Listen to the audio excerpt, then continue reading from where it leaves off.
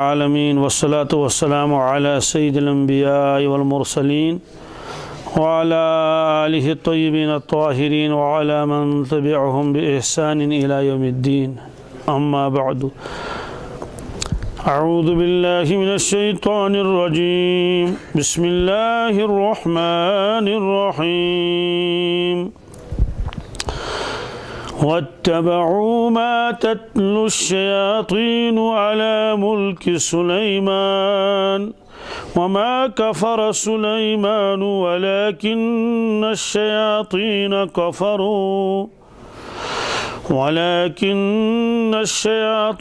كفروا يعلمون الناس السحر وما أنزل على الملكين ببابل هاروت وماروت وما يعلمان من أحد حتى يقولا إنما نحن فتنة فلا تكفر فيتعلمون منهما ما يفرقون به بين المرء وزوجه وما هم بضارين به من أحد إلا بإذن الله ويتعلمون ما يضرهم ولا ينفعهم وَلَقَدْ عَلِمُوا لَمَنِ اشْتَرَاهُ مَا لَهُ فِي الْآخِرَةِ مِنْ خَلَاقٍ وَلَبِئْسَ مَا شَرَوْا بِهِ أَنفُسَهُمْ لَوْ كَانُوا يَعْلَمُونَ وَلَوْ أَنَّهُمْ آمَنُوا وَاتَّقَوْا لَمَثُوبَةٌ مِّنْ عِندِ اللَّهِ خَيْرٌ لَوْ كَانُوا يَعْلَمُونَ صدق اللہ المولانا العظیم۔ بات چل رہی تھی یہود کی کہ پہلے تو بتایا حضرت نبی کریم صلی اللہ علیہ وسلم سے ان لوگوں نے، خاص طور سے ابن سوریہ جو ایک یہودی تھا، کہ اگر آپ کے پاس کوئی ایسی نشانی ہوتی جس سے ہم پہچان لیتے کہ آپ اللہ کے نبی ہیں تو ہم ضرور آپ پر ایمان لاتے۔ اس کا جواب اللہ رب العزت نے فرمایا کہ ایک نشانی کیا، سینکڑوں نشانیاں یہ لوگ دیکھ چکے ہیں، لیکن یہ ضد اور ہٹ درمی کی وجہ سے ماننے والے نہیں ہیں۔ اور فرمایا کہ ہم نے بہت سارے واضح دلائل نازل فرمائے ہیں، وَلَقَدْ أَنزَلْنَا إِلَيْكَ آیَاتٍ بَيِّنَاتٍ، اور ان آیات بینات، ان معجزات اور قرآن پاک ان آیات کریمہ کا انکار سوائے فاسق کے کوئی نہیں کر سکتا۔ جو حکم عدولی کرنے والے ہوں وہ تو اس کا انکار کر لیں گے، باقی اور کوئی انکار نہیں کرے گا۔ پھر فرمایا کہ جب بھی ان لوگوں نے اللہ تبارک تعالیٰ کے ساتھ کوئی وعدہ کیا، ضرور اس میں سے ایک جماعت نے ان وعدوں کو توڑ دیا، بلکہ اکثر لوگ تو ایمان ہی لائے۔ یہ ان کی پرانی عادت ہے، یہ کوئی نئی عادت نہیں ہے۔ تو اسی پرانی عادت کے مطابق یہ لوگ آپ کے ساتھ بھی بحث و مباحثہ کرتے ہیں اور طرح طرح کے سوالات کرتے ہیں۔ پھر فرمایا کہ جب ان کے پاس تشریف لائے عظیم المرتبت عظیم الشان رسول، یعنی حضرت رسول اکرم صلی اللہ علیہ وسلم اللہ تبارک تعالیٰ کی جانب سے، اور جو کچھ ان کے پاس تھا اس سے پہلے تو اس کی وہ تصدیق کرنے والے تھے، سچ بتلانے والے تھے، مصدق لما معہم۔ اب جب لوگوں نے پہچان لیا یہ وہی نبی ہیں جن کا تذکرہ ہماری کتاب میں ہے، تورات میں ہے، اور جن کی بشارت موسیٰ علیہ السلام نے بھی دی تھی، اور خاص طور سے عیسیٰ علیہ السلام نے بھی، نبذ فریق من الذین اوتوا الکتاب، فرماتے ہیں کہ یہ اہل کتاب جو ہیں انہوں نے پش پش ڈال دیا کتاب اللہ کی کتاب کو، یعنی تورات کو، وراء ظہورہم، اپنے پیٹھ پیچھے۔ یہ محاورہ ہے، اگر سامنے کوئی چیز ہو پھر بھی کبھی نہ کبھی تو نگاہ اس پر پڑھی جاتی ہے، لیکن جو چیز آپ نے پس پش ڈال دی تو ظاہر سی بات ہے آپ اس کی طرف تو نگاہ کا پڑ جانا یہ تو ناممکن ہے، اس لیے کہ وہ تو پیچھے ہے نا۔ اس لیے فرمایا کہ وراء ظہورہم، گویا انہوں نے اس کتاب کو پس پوش ڈالا، اب ان مضامین کی طرف یہ کبھی نگاہ کرنے والے نہیں ہیں، یعنی اس کتاب کو انہوں نے بالائے طاق رکھ دیا۔ بس اب وہ علامتیں جو اس میں لکھی تھی حضرت رسول اللہ صلی اللہ علیہ وسلم کی، اس کی طرف کوئی دھیان دینے والے نہیں ہیں۔ فرماتے ہیں کہ ایسا معاملہ کیا انہوں نے تورات کے ساتھ کانہم لا یعلمون، کہ گویا کہ یہ جانتے ہی نہیں، گویا ان کے پاس کوئی کتاب ہے ہی نہیں، یہ بالکل اس سے بے خبر ہیں۔ ایسا معاملہ انہوں نے تورات کے ساتھ کیا کہ ضد کی وجہ سے ان علوم کو انہوں نے چھوڑ ہی دیا، اور غلط فتوے وغیرہ بھی دیتے تھے، تو ان مضامین کی طرف کوئی توجہ نہیں کرتے تھے جن میں رسول اللہ صلی اللہ علیہ وسلم کی علامتیں اور صفات لکھی ہوئی تھی۔ اب کتاب اللہ کے پیچھے چلنا چاہیے، کتاب اللہ کو سیکھنا چاہیے، سکھانا چاہیے، اس پر عمل کرنا چاہیے۔ کتاب اللہ کو چھوڑ دیا اور لگے پیچھے کس کے؟ جادو اور منتر کے۔ اب یہ فرماتے ہیں کہ وَاتَّبَعُوا مَا تَتْلُو الشَّيَاطِينُ عَلَى مُلْكِ سُلَيْمَانَ، کہ سلیمان علیہ السلام کے زمانے میں جنات، خبیث جنات جو لوگوں کو پڑھتے تھے جادو منتر کی باتیں، یہ لوگ اس کے پیچھے لگ گئے، بس وہی جادو سیکھنا شروع کر دیا، لوگوں کو ستائیں اور لوگ ہمارے معتقد ہو جائیں اور ہم اس کی وجہ سے کچھ کرتب دکھائیں اور لوگ ہمارے پاس آیا کریں اور اپنے نذرانے پیش کیا کریں۔ تو یہ فرمایا اللہ تبارک تعالیٰ نے، یہ اس کے پیچھے لگ گئی۔ اور پھر ایک جادو تو یہ سیکھا، اس کے بعد دوسرا جادو جس کا تذکرہ بھی آئے گا اس میں بھی لگ گئے۔ گویا کہ کوئی ایک جادو پر وہ بس نہیں کرنے والے تھے، بلکہ جو نیا جادو ان کے سامنے آتا تھا اس کو بھی حاصل کرنے کی کوشش کرتے تھے، تاکہ زیادہ سے زیادہ اس فن میں یہ مہارت حاصل کریں۔ تو ایک غضب تو ان لوگوں نے یہ کیا، دوسرا غضب ان لوگوں نے یہ کیا کہ سلیمان علیہ السلام کی طرف انہوں نے جادو کو منسوب کیا۔ اگر کوئی ان سے کہتا تھا تو یہ جادو کا کام ہے، یہ کیا کرتے ہو؟ کہتے ہیں سلیمان علیہ السلام نے یہی سکھایا ہے، نعوذ باللہ من ذالک۔ اس لیے اللہ تبارک تعالیٰ نے اس کی تردید کی کہ وما کفر سلیمان، سلیمان علیہ السلام نے کفر نہیں کیا، وہ تو نبی تھے، اور یہ جو تم کام کرتے ہو تو کفر کا کام ہے۔ اس میں شیاطین کو سجدہ کرنا پڑتا ہے، اس میں شیاطین سے مدد لینی پڑتی ہے، شیاطین کو راضی اور خوش کرنا پڑتا ہے، اس کے لیے تو آدمی کو کفر اور شرک سب کچھ کرنا پڑتا ہے، گندی گندی حرکتیں کرنی پڑتی ہے۔ فرمایا کہ وَلَكِنَّ الشَّيَاطِينَ كَفَرُوا، اصل جو کفر کیا تھا وہ کس نے کیا تھا؟ شیاطین نے۔ وہ کیا کرتے تھے؟ يُعَلِّمُونَ النَّاسَ السِّحْرَ، وہ سکھاتے تھے لوگوں کو جادو، تو لوگوں کو جادو سکھاتے تھے۔ تو یہ جادو جو اس زمانے میں تھا، سلیمان علیہ السلام کے زمانے میں جو جنات سکھاتے تھے انسانوں کو، تو یہ یہود جو ہے انہوں نے اس کو پورا سیکھ لیا، جادو کو سیکھ لیا۔ سیکھنا تو تھا اللہ کا کلام، کتاب سیکھنی تھی، اس کے مطابق زندگی گزارنی تھی، اللہ کے مقرب بن جاتے، رحمتیں نازل ہو جاتی اور ان کی تربیت ہو جاتی، اور جب اس کتاب کو یہ پورا پڑھ لیتے سمجھتے تو اس کی وجہ سے یہ رسول اللہ صلی اللہ علیہ وسلم پر بھی ایمان لاتے۔ بہرحال اس کو چھوڑ دیا تو وہ جادو ان نے سیکھنا شروع کر دیا۔ ایک جادو تو وہ تھا۔ دوسرا جادو فرماتے ہیں اللہ تبارک تعالیٰ وَمَا أُنزِلَ عَلَى الْمَلَكَيْنِ بِبَابِلَ هَارُوتَ وَمَارُوتَ، وَمَا أُنزِلَ عَلَى الْمَلَكَيْنِ، اور وہ جادو بھی جو ہم نے دو فرشتوں کے اوپر اتارا تھا، بِبَابِلَ، شہر بابل میں، ہاروت و ماروت، اور وہ دو فرشتے تھے، ان کا نام تھا ہاروت اور ماروت۔ تو اس کی تھوڑی سی پہلے میں تفصیل بتاتا ہوں، پھر آیت کریم کا ترجمہ ہو جائے گا۔ یہ کیا تھا؟ یہ دو فرشتے اللہ تبارک تعالیٰ نے انسانی شکل میں شہر بابل میں بھیجے۔ اس کو بابل بھی کہتے ہیں، قرآن پاک میں بابل ہے، پہلے زمانے میں اس کو بابل ہی کہتے تھے، اور فی عام میں تو بابل بھی کہتے ہیں اس کو۔ یہ عراق کا ایک شہر ہے، بہت مشہور شہر قدیم زمانے سے، اور بغداد سے تقریباً 60 میل کے فاصلے پر ہے، یہ دریائے فرات کی طرف۔ تو شہر بابل اس زمانے میں بھی تھا، وہاں جادو کا بہت زور تھا، بہت زیادہ زور۔ یہ زمانہ تھا حضرت ادریس علیہ السلام کا۔ کس کا؟ جی جادو کا اتنا زور تھا کہ لوگ معجزے میں اور جادو میں فرق ہی نہیں کر پاتے تھے، لوگ کرامت میں اور جادو منتر میں کوئی فرق نہیں کرتے تھے۔ دوسرے لفظوں میں نبی اور جادوگر میں لوگ فرق ہی نہیں کر پاتے تھے۔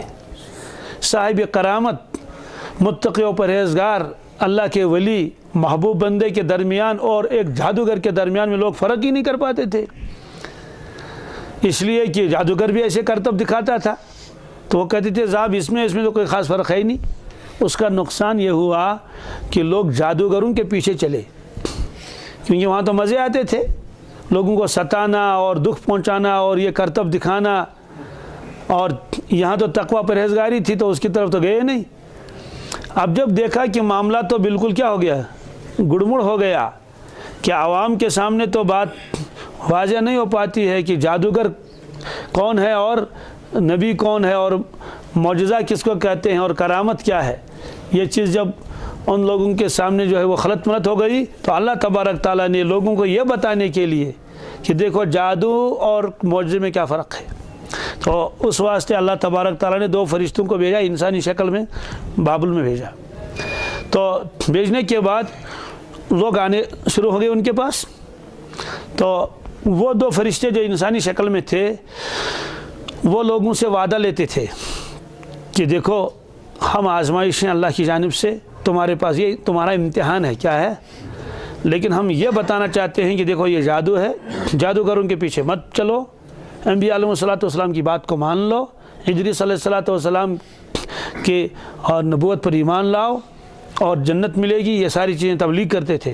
یہ جادو والا کام ہے، یہ کوئی اللہ کی جانب سے کوئی وہ یہ نہیں ہے کہ یہ محبوب ہیں، خدا کے بندے ہیں اور کوئی خدائی طاقت ان کے ساتھ ہے، یہ بالکل جادو اور منتر ہے، یہ بس کرتبے ہیں، شیاطین اور خبیث جنات کے ساتھ تعلق کے ساتھ یہ کر لیتے ہیں، اور یہ کوئی ورزش کو چھوڑ دو۔ تو پھر ان کو بتاتے تھے دیکھو ہم اس کی حقیقت بتاتے ہیں لیکن تم کافر نہ بننا۔ کیا مطلب ہے کہ ہم تو بتا دیں گے آپ کو کہ جادو یوں ہوتا ہے، یہ اس طرح سے کرنا پڑتا ہے اور اس کی یوں تعلیم ہے، لیکن پھر تم اس کو مشغلہ نہ بنانا کہ لوگوں کو ستانا شروع کر دو۔ البتہ بچنے کے لیے ہم بتاتے ہیں تاکہ تم لوگ جو ہے وہ جادو اور معجزے میں فرق سمجھو۔ تو جس کو لاتے تھے تو پہلے اس کو واعظ پڑھتے تھے، تبلیغ کرتے تھے، سمجھاتے تھے کہ دیکھو ہم سمجھا دیں گے آپ کو یہ جادو ہے اور اس کی جادو کی حقیقت یہ ہے، اس سے زیادہ اس کی کوئی حقیقت نہیں ہے، لیکن پھر ہمارے ساتھ وعدہ کرنے کے بعد تم یہی کام خود نہ کرنا، بلکہ ہم صرف اس لیے سکھا رہے ہیں تاکہ اس کام سے کیا کر لیں، بچیں، اور جادوگروں کو دور سے آپ پہچانیں یہ جادوگر ہے، تو کیونکہ جادوگر کو پہچانتا ہے، تو اس واسطے انہوں نے ان کو یہ سمجھانا شروع کر دیا۔ تو یہ وعدہ ان سے لیتے تھے۔ اب قرآن پاک یہی فرماتے ہیں کہ وہ لوگ ان سے یہی وعدہ لیتے تھے کہ تم جادو سیکھ لو، دیکھ لو یہ جادو اس طرح ہے، لیکن جادو کرنا نہیں کسی کو، یہ فرمایا۔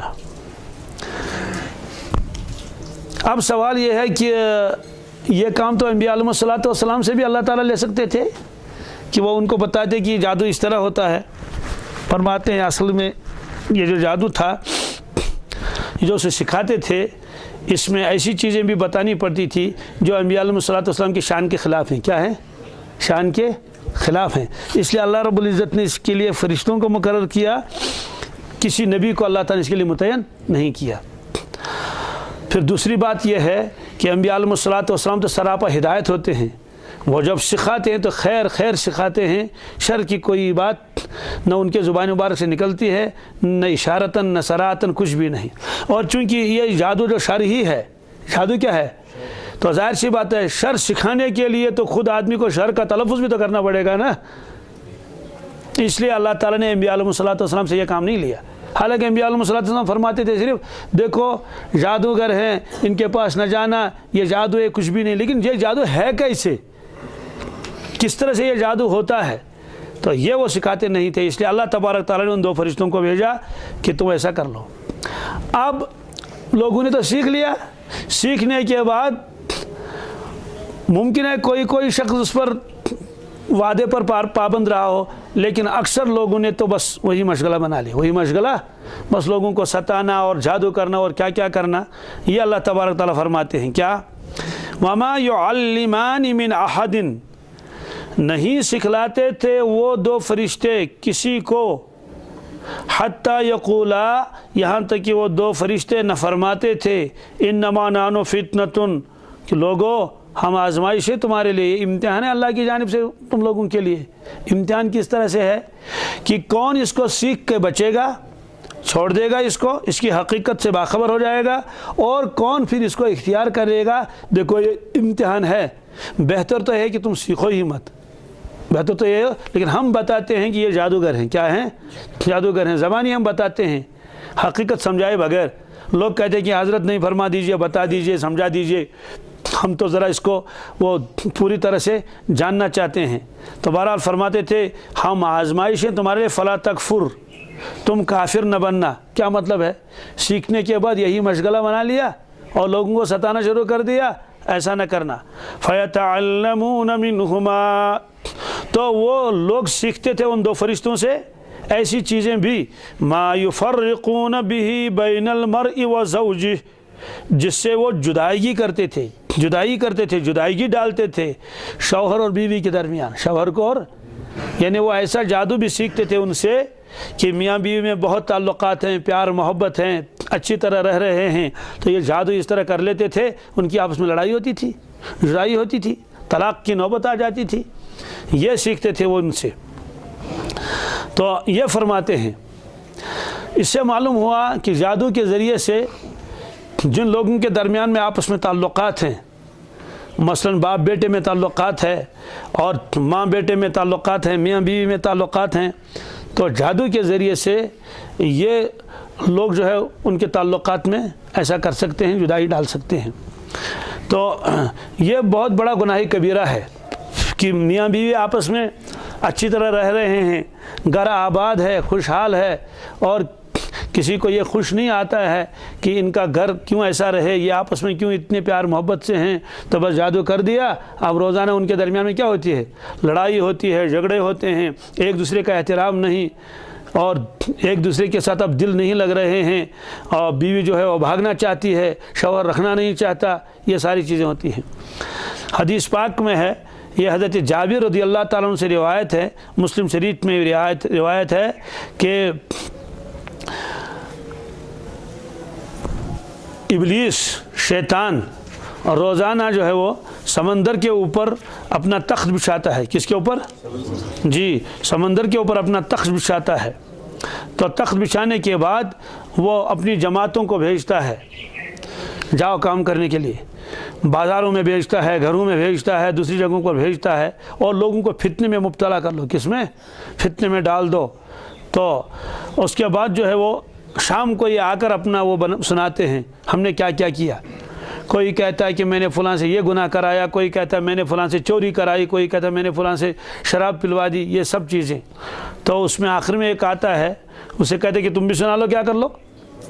تو وہ جو پہلے سنانے والے آتے ہیں، میں نے یہ کیا، میں نے وہ کیا، فلاں کی نماز قضا کرا دی، فلاں کو چوری کرا دی، فلاں سے جھوٹ بلوا دیا، اور فلاں جو ہے وہ کم تو تلوایا اس سے بازار میں، اسے کہتے ہیں اچھا چلو ٹھیک ہے بیٹھو ادھر، وہ بھی سناتا ہے اچھا چلو بیٹھو، کوئی کمال زیادہ آپ نے نہیں کیا۔ تو ان کو آخر میں ایک آتا ہے، وہ کہتا ہے کہ جناب، اسے کہ تم نے کیا کیا؟ کہتے ہیں کہ میاں بیوی کے درمیان میں بہت اچھے تعلقات تھے، بڑی محبت درمیان میں تھی، گھر جو بالکل خوشحال تھا، میں نے جو ہے ان دونوں کے درمیان میں پیچھے لگ گیا، ان دونوں کے، میں نے ان دونوں میں لڑائی کرا دی۔ شوہر کی بات بیوی کو سمجھا دی، بیوی کے بات شوہر کو سمجھا، تم یہ کہہ دینا اور اس کو یہ کہا، یوں جواب دے دو، یہاں تک کہ ان دونوں میں لڑائی ہوئی، جھگڑا ہوئی، اور شوہر نے اس کی پٹائی کی، کس کی؟ بیوی کی، اور بیوی بھاگ گئی اپنے میکے۔ یہ میں نے آج دن میں کیا، اور کوئی میں نے کام نہیں کیا۔ تو شیطان اس کو شاباشی دیتا ہے۔ اور ایک روایت کے ٹکڑے میں یہ بھی حضرت عامش جو اس راوی ہیں اس روایت کے، وہ فرماتے ہیں مجھے جہاں تک یاد ہے اس حدیث میں یہ بھی میں نے سنا تھا اپنے استاد سے کہ ابلیس اس کو گلے لگاتا ہے، ابلیس اس کو گلے لگاتا ہے، کہتے ہیں شاباش تو ہے میرا خلیفہ، تو ہے میرا یہ۔ تو معلوم یہ ہوا کہ ابلیس اس سے خوش ہوتا ہے کہ گھر کے اندر جو ہے وہ سکون ختم ہو جائے، میاں بیوی درمیان کیا ہو جائے؟ لڑائی ہو جائے۔ تو اللہ تبارک تعالیٰ یہ فرماتے ہیں، یہ جو یہود یہ جو سیکھتے تھے یہ جادو، یہ وہی جادو ہے جو بابل میں وہ لوگ سیکھتے تھے اس وقت، اور وہ کیا کرتے تھے، میاں بیوی کے درمیان میں وہ جدائی ڈالتے تھے۔ اب سوال یہ ہے کہ پھر تو طوفان مچ جائے گا پورے عالم میں، تو اس کا مطلب تو یہ ہے کہ اللہ تبارک تعالیٰ کے پاس تو پھر جو چاہے نہ چاہے، تو یہ عقیدہ بن جائے گا کہ بھائی جادو جو جس پر کرے گا تو ضرور اثر ہوگا۔ تو اس کا جواب اللہ تبارک تعالیٰ فرماتے ہیں کہ میرے حکم کے بغیر کسی کا جادو اثر ہی نہیں کرے گا، میرے حکم کے بغیر کسی کا جادو۔ کیسے فرمایا اللہ تعالیٰ نے؟ فرمایا وَمَا هُمْ بِضَارِّينَ بِهِ مِنْ أَحَدٍ إِلَّا بِإِذْنِ اللَّهِ، اور وہ لوگ کسی کو ضرر نہیں پہنچا سکتے، کسی کو بھی نہیں، الا باذن اللہ، مگر جب اللہ کی چاہت ہوگی، جب اللہ کی، چاہے کوئی کتنا ہی جادو کرے، اگر اللہ کی مرضی نہیں ہے اس کا جادو کچھ بھی کام نہیں کرے گا۔ لیکن اگر اللہ کی مشیت ہے، اللہ کی، تو اسباب ہیں، جس طرح سے دنیا میں اللہ تعالیٰ نے اسباب کے اندر تاثیر رکھی ہے، پانی پی لیں گے تو سیراب ہو جائیں گے، کھانا کھائیں گے تو پیٹ بھر جائے گا، چھری ہاتھ کے اوپر آ کر لگ جائے گا تو ہاتھ زخمی ہو جائے گا، آگ کے اندر آپ ہاتھ ڈال دیں گے ہاتھ جل جائے گا، تو یہ تو اسباب ہیں، کیا ہے؟ یہ تو اسباب ہے نا۔ تو اسی طرح سے جادو کر لیں گے تو اس سے طبیعت خراب ہو جائے گی، صحت بگڑ جائے گی، کاروبار ٹھپ ہو جائے گا، یہ سارا ہو جائے گا۔ لیکن اگر اللہ تبارک تعالیٰ پانی کے اندر جو ہے وہ سبب اس کو جو تاثیر ختم کر لیں، آپ پانی بہت پی لیں گے پھر پیاس پھر بھی ہے، جیسے بہت سارے مریض ہیں ان کو کہتے ہیں مریض استسقاء، کیا؟ وہ جتنا پانی پیتے ہیں وہ پیاس تو بجھتی نہیں، بس پیٹ بھر جاتا ہے، اب لگتا ہے کہ پیٹ ہی پھٹ جائے گا لیکن پیاس برقرار رہتی ہے، وہ ایک تکلیف ہوتی ہے ان کو۔ ایسے ایک بیماری اس کو جوع البقر، کیا؟ جوع البقر اس کو کہتے ہیں عربی والے، جوع البقر، اس کا مطلب کیا ہے؟ ایک آدمی کھاتا ہے بہت کھاتا ہے، پیٹ ہی نہیں بھرتا، پیٹ بھرتا ہی نہیں، یعنی مطلب تسلی نہیں آتی اس کو، اور کھا لوں اور کھا لوں اور کھا لوں، اب ادھر گنجائش بھی نہیں ہے، وہ پھر بھی کھاتا ہے، تو جوع البقر۔ تو اللہ تبارک تعالیٰ اگر چاہیں تو اسباب کی تاثیر ختم کر لیں، جیسے حضرت ابراہیم علیہ السلام کو آگ میں ڈال دیا نمرود نے، اللہ تبارک تعالیٰ نے آگ کی تاثیر ختم کر دی اور آگ نے کچھ بھی نہیں کیا۔ اور ایسے ہی چھری کا کام کیا ہے؟ ذبح کرنا۔ ابراہیم علیہ السلام نے تو چھری سے ذبح کرنا شروع کر دیا تھا، قربان کرنا شروع کر دیا تھا اسماعیل علیہ السلام کو، لیکن اللہ تبارک نے اس کی جو ہے وہ تاثیر ختم کر دی، کچھ بھی نہیں ہوا۔ تو اس طرح سے اللہ تعالیٰ فرماتے ہیں کہیں ایسا نہ ہو کہ لوگوں کے ذہن میں یہ رہے کہ جادو جو جس پر کرے گا تو 100% کامیاب ہو جائے گا۔ اللہ تعالیٰ فرماتے ہیں اللہ کے اذن کے بغیر کوئی جادو اثر بھی نہیں کر سکے گا، کیونکہ ہر چیز اللہ کے مشیت کے تحت ہے، اللہ کی قدرت کے تحت ہے۔ تو عقیدے کا بھی بیان کر لیا اور یہ بھی بتا دیا کہ ہاں جس طرح سے اور دنیا کے اسباب ہیں، ان کے اثرات ہیں، ہر چیز میں تاثیر ہے، اس طرح جادو میں بھی کیا ہے؟ تاثیر ہے۔ لیکن بہرحال جادو کرنا کیا ہے؟ کفر ہے، جادو کرنا کسی پر کیا ہے؟ کفر ہے۔ جی، تو جادو کی بہت ساری قسمیں بتائی گئی۔ اگر کوئی آدمی منتر پڑھ لے جس میں کفریہ کلمات ہوں، شرکیہ کلمات ہوں، تو وہ کافر ہو جائے گا۔ جی، شیاطین کو سجدہ کرے گا تو کافر ہو جائے گا، مشرک ہو جائے گا۔ لیکن اگر کوئی آدمی ایسے کلمات پڑھ لے جو بظاہر اچھے کلمات ہوں، پھر اگر کسی کو جادو کرے گا تب بھی حرام ہے، ناجائز ہے، گناہ کبیرہ ہے، اگرچہ خود اس نے کوئی شرکیہ لفظ نہیں زبان سے نکالا۔ اب بہت سارے لوگ تو ہیں وہ کچھ کلمات پڑھ لیتے ہیں، تو اس کی وجہ سے جو ہے وہ اگر کوئی نفع والا کام کر لے اجازت ہے، جیسے آپ علم نشر اللہ کا صدر کا پڑھ لیں، خاص ایک تعداد میں اس کے اثرات ہیں، نفع کے لیے کر سکیں، کوئی آیت پڑھ لیں آپ، کوئی وظیفہ پڑھ لیں، ظاہر سی بات ہے وہ اس ممانعت میں داخل، اس کو تو جادو کہہ ہی نہیں سکیں گے، اس کو تو عملیات کہتے ہیں۔ کیا؟ ایسے عملیات جس سے کسی کو نفع پہنچے۔ یا اسی طرح سے آپ نے جادو کو توڑنے کے لیے، بچنے کے لیے کسی آیت کا ورد کر لیا، ظاہر سی بات ہے اس کی تو ممانعت ہے ہی نہیں۔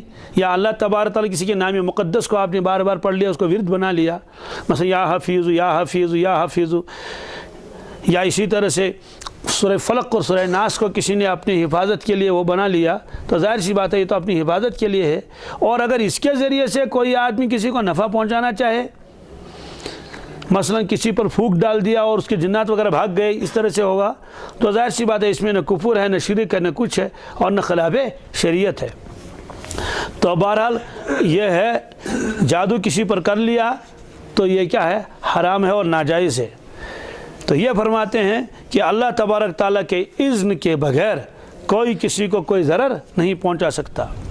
وَيَتَعَلَّمُونَ مَا يَضُرُّهُمْ وَلَا يَنفَعُهُمْ، اور وہ لوگ سیکھتے تھے ان دو فرشتوں سے ایسی چیزیں جن کا ان کو نقصان تھا۔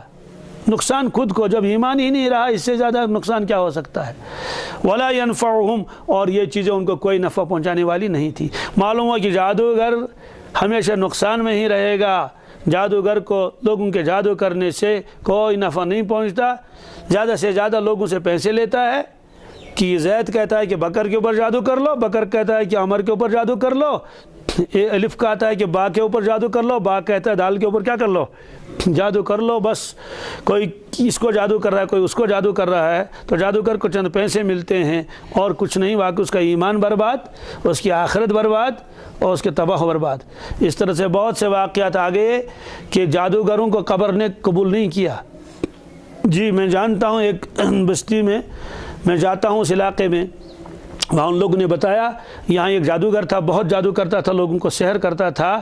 جب وہ مر گیا تو روزانہ قبر نے اس کو باہر پھینک دیا۔ یہ حال ہی کا واقعہ، کوئی پرانا واقعہ نہیں۔ قبر کے اندر اس کو رہنے، باہر کہاں پر پھینکتی تھی اس کو۔ تو پھر اس کا اپنا گرو تھا، اس سے پوچھا گیا بھائی اس کو تو قبر قبول ہی نہیں کرتی، کیا کریں گے؟ اس نے کہا بیت الخلا ہے آپ کے آنگن میں؟ انہوں نے کہا ہے، تو کہ بیت الخلا کے قریب اس کو دفن کر لو۔ تو بیت الخلا کے قریب میں اس کو جو ہے دفن کیا گیا، تب جا کے وہ زمین نے اس کو قبول کر لیا۔ گویا کہ گندی جگہ پر اس کو کیا کر لیا گیا؟ دفن کر لیا گیا، تو اس کو زمین نے قبول بھی نہیں کیا۔ اس طرح سے بہت سارے واقعات ہوئے ہیں کہ جادوگروں کی جو آخری حالت جو تھی، اللہ تعالیٰ بچائے، وہ قابل عبرت تھی۔ اس لیے یہ فرمایا کہ وہ لوگ ان سے وہ چیز سیکھتے تھے جن کا ان کا نقصان تھا، نفع کچھ بھی نہیں۔ وَلَقَدْ عَلِمُوا لَمَنِ اشْتَرَاهُ مَا لَهُ فِي الْآخِرَةِ مِنْ خَلَاقٍ۔ وَلَقَدْ عَلِمُوا، یہ یہود جانتے ہیں، یقیناً جانتے ہیں، لقد لگائے اس کے ساتھ، حرف تحقیق ہے، قد بھی اور لام بھی، وہ یقیناً جانتے ہیں، لَمَنِ اشْتَرَاهُ مَا لَهُ فِي الْآخِرَةِ مِنْ خَلَاقٍ، کہ جس نے، وہ لوگ یہ بات جانتے ہیں، وہ جان چکے ہیں یقینی طور پر کہ جو چیز انہوں نے خرید لی ہے، کیا مطلب کیا کہ گویا دنیا کو، اپنے جسم کو بھیج دیا، اپنی ذات کو بھیج دیا اور یہ جادو وغیرہ خرید لیا۔ وہ یہ جانتے ہیں ما لہ فی الآخرۃ من خلاق، آخرت میں اب ان کے لیے کوئی حصہ نہیں ہے، جنت میں کوئی حصہ نہیں ہے، بس دوزخ ہی دوزخ ہے۔ وَلَبِئْسَ مَا شَرَوْا بِهِ أَنفُسَهُمْ لَوْ كَانُوا يَعْلَمُونَ، کیا ہی ہے بری چیز وہ اپنے جانوں کو انہیں بیچ دیا، اور کیا چیز ہے وہ جو انہوں نے خرید لیا، لَوْ كَانُوا يَعْلَمُونَ، کاش وہ اس بات کو جانتے۔ اب یہاں پر ایک آخری بات ہے، وہ یہ ہے کہ ایک مشہور قصہ کتابوں میں لکھا ہے، حالانکہ اس قصے کو میں نے چھوڑ دیا جان بوجھ کر۔ ممکن ہے کسی کے ذہن میں یہ ہو، جیسے کہ بعض تفاسیر میں لکھا ہوا ہے، تفسیر ابن کثیر نے بھی لکھا ہے اور باقی حضرات نے بھی لکھا ہے، لیکن مفسرین نے اس کی تردید کی ہے، کہا کہ وہ قصہ من گھڑت ہے۔ کیا ہے؟ جی، خاص طور سے امام رازی علیہ رحمہ، انہوں نے بہت اس کی تردید کر لی کہ یہ قصہ جو ہے یہ یہود کا بنایا ہوا ہے، من گھڑت قصہ ہے۔ وہ من گھڑت قصہ کیا ہے؟ ظاہر سی بات ہے، یہ جو آیت کی جو تشریح آ گئی اس قصے کا اس کے اوپر کوئی وہ موقوف نہیں ہے، نبی سنے وہ قصہ، لیکن جو کتابوں میں لکھا ہوا ہے، ہو سکتا ہے آپ کے ذہن میں کبھی آئے کہ جناب تفسیر کے اندر تو وہ قصہ آیا ہی نہیں، وہ قصہ من گھڑت ہے۔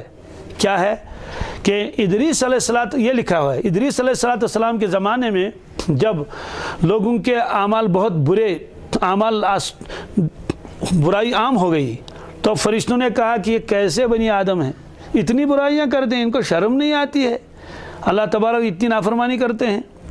تو بطور طنز کے انہوں نے کہا، بطور طعن کے، تو اللہ تعالیٰ نے فرمایا دیکھو اگر تم بھی انسان ہوتے تو تم بھی ایسا ہی کرتے، تم بھی ایسا ہی کرتے، تم تو فرشتے ہو، تم گناہ کر ہی نہیں سکو گے۔ فرشتے نے کہا اے اللہ ہم تو ایسا کبھی نہ کرتے، ہم تو کبھی ایسا نہیں کرتے جیسے یہ برے اعمال نے کی۔ تو اللہ تعالیٰ نے فرمایا اچھا ٹھیک ہے، اپنے میں سے 2 شخصوں کو منتخب کر لو، 2 فرشتوں کو۔ تو انہوں نے جو بہت زیادہ عبادت میں مشہور تھے، ہاروت اور ماروت، کون؟